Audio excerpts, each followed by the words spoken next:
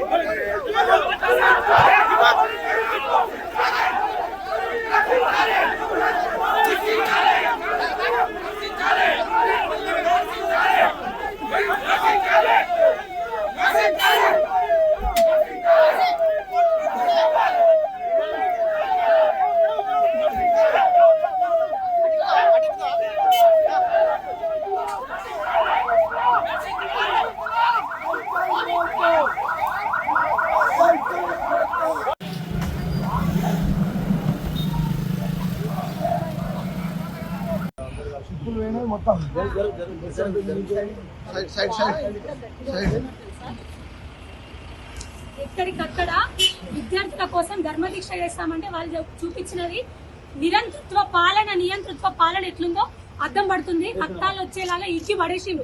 కనీసం మహిళలని కూడా చూడకుండా ఎక్కడికక్కడ కూడా గుంజి పడేస్తే రక్తాలు వచ్చినాయి మాకు, మా కార్యకర్తలందరికీ. ఇదేనా నియంతృత్వ వైఖరి? మేము ఏమడిగినామండి, శాంతియుతంగా మా దీక్ష మేము చేసుకుంటాము, నిరాహార దీక్ష, విద్యార్థుల భవిష్యత్తు కోసం అని అడిగినాం. పర్మిషన్ ఇవ్వకపోగా కనీసం పర్మిషన్ కోసం అడుగుతుంటే, మాట్లాడుతుంటే ఎక్కడికక్కడ కార్యకర్తలు గుంజి పడేమడే కాకుండా మా మీద కూడా చేతులు చేసుకున్నారు. మేడం ఇది మీకు అనిపిస్తేనే ఇది ఇంత దారుణం ఏంటండి?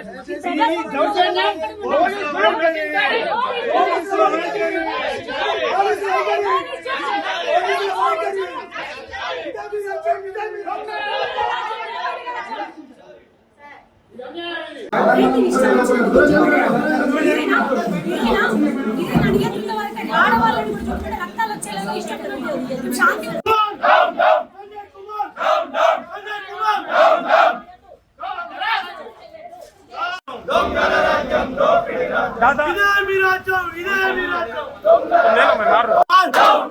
విద్యార్థుల భవిష్యత్తు కోసం ఈనాటి బాలురే రేపటి పౌరులు అని ఒక సదుద్దేశంతో ఒక ధర్మ యజ్ఞం, ధర్మ పోరాటం చేస్తామని, ధర్మ దీక్ష చేస్తామని ఎంపీ గారు ధర్మపురి అరవింద్ అన్న గారు నిర్ణయించుకొని వారి కోసం నిరాహార దీక్ష చేద్దాము, శాంతియుతంగా పోరాటం చేద్దామని నిర్ణయించుకొని 18 సోమవారం రోజున తహసీల్ చౌరస్తా దగ్గర చేద్దామంటే లేదు, మేము పర్మిషన్ ఇవ్వము, మీరు చేయడానికి లేదు అని ఎక్కడికక్కడ కూడా మమ్మల్ని నియంత్రించడం జరిగింది.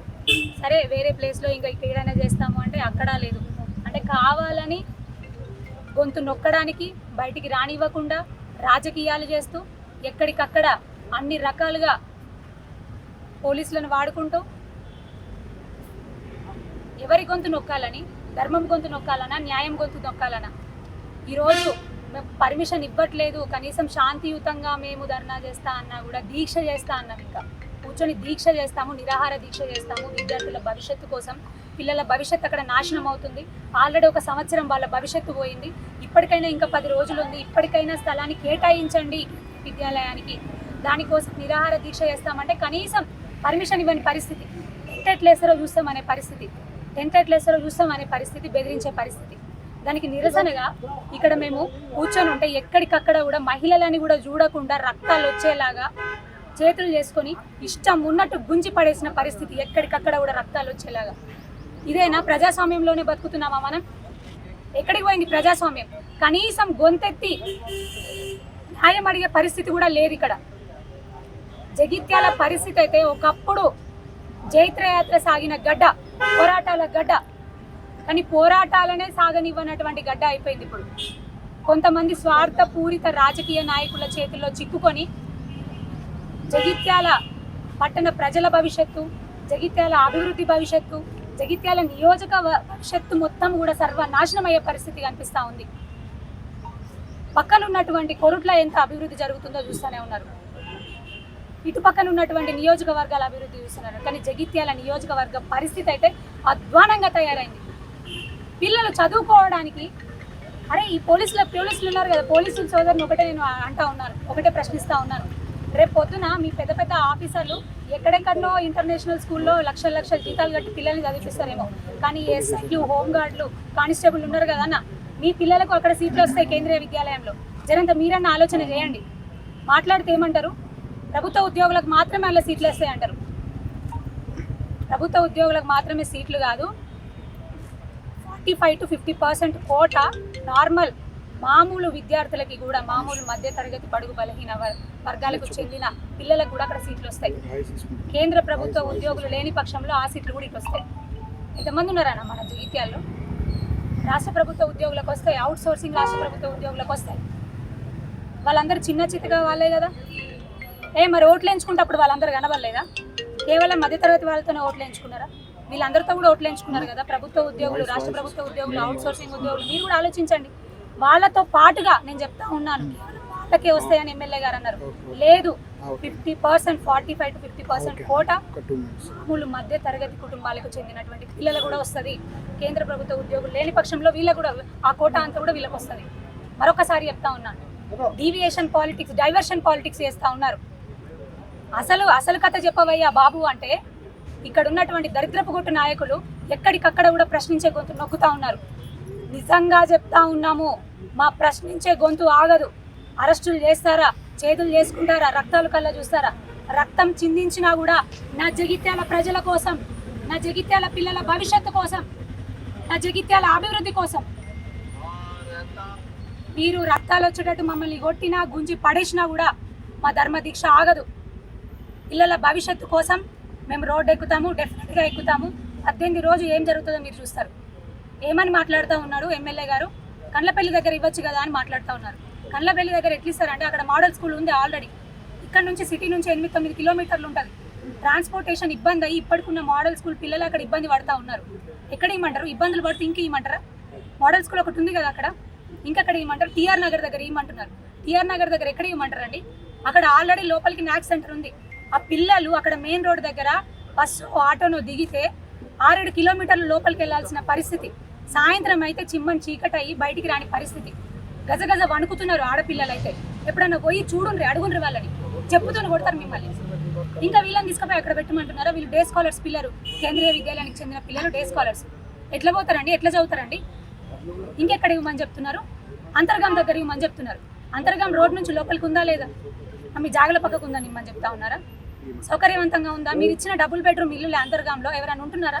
లోపలి కట్ సైడ్ ఉందని ఇప్పుడు దాన్ని వెనకాల ప్రపోజ్ చేసినట్టున్నారు మీ ల్యాండ్ కేంద్రీయ విద్యాలయం కోసం. ట్రాన్స్పోర్టేషన్ ఫెసిలిటీ ఉందా? సౌకర్యవంతంగా ఉంటుందా?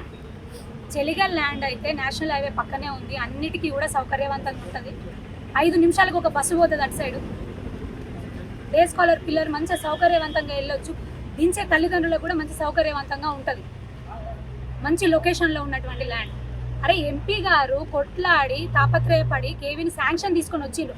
కనీసం మీరు లోకల్ ఎమ్మెల్యేగా ఉండి అభివృద్ధి కోసం పార్టీలు మారినామని చెప్పుకునే మీరు కనీసం ఒక 10 ఎకరాల ల్యాండ్ కూడా తెప్పించలేని చాతగాని స్థితిలో ఉన్నారు. వెంటనే రిజైన్ చేయండి. ఇంత చాతగాని స్థితిలో ఉండే బదులు వెంటనే రిజైన్ చేయండి. తలుచుకుంటే 3 నిమిషాలలో వస్తుంది మీకు. ఇవాళ పోయి ఏదో ఐటీ మినిస్టర్ని కలిసిందంట. దిమాగ్ పనిచేస్తుందా? పిచ్చోడైనవా? అరే నువ్వు కలిస్తే ఇరిగేషన్ మినిస్టర్ని కలవాలి.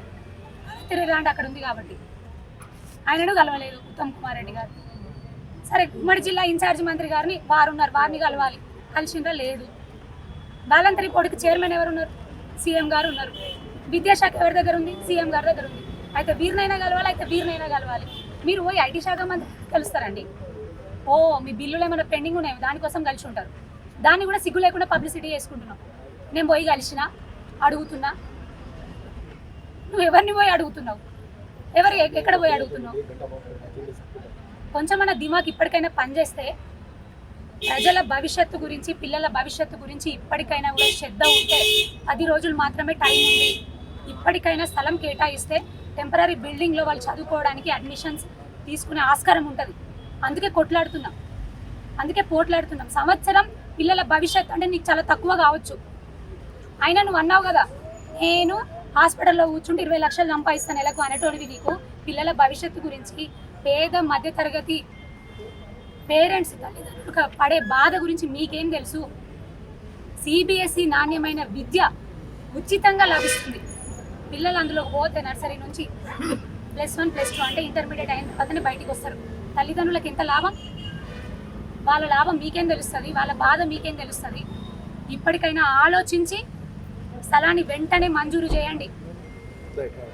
కేంద్రీయ విద్యాలయానికి చెలిగల్లో 10 ఎకరాల స్థలం ఇప్పటికైనా మంజూరు చేయండి. మీరు తలుచుకుంటే చేయగలరు. కావాలని చిల్లర రాజకీయాలు చేస్తూ పిల్లల భవిష్యత్తును ప్రశ్నార్థకం చేస్తున్నారు. మమ్మల్ని రక్తాలు వచ్చేటట్టు కొట్టినా, మమ్మల్ని గుంజి పడేసినా, మా గొంతు నొక్కినా మా పోరాటాన్ని ఆపలేవు. ప్రశ్నించే గొంతుకలమై ఉంటాము. భోగ శ్రావణైనా, భారతీయ జనతా పార్టీకి చెందినటువంటి ఏ కార్యకర్త అయినా ధర్మం కోసం, న్యాయం కోసం పోరాటం చేస్తూనే ఉన్నాం, చేస్తాం. మా పోరాటం ఆగదు. 18 రోజు మేము ఏంటో చూపిస్తాం. పిల్లల భవిష్యత్తు కోసం మేము ఎంత వెళ్తామో చూపిస్తాం.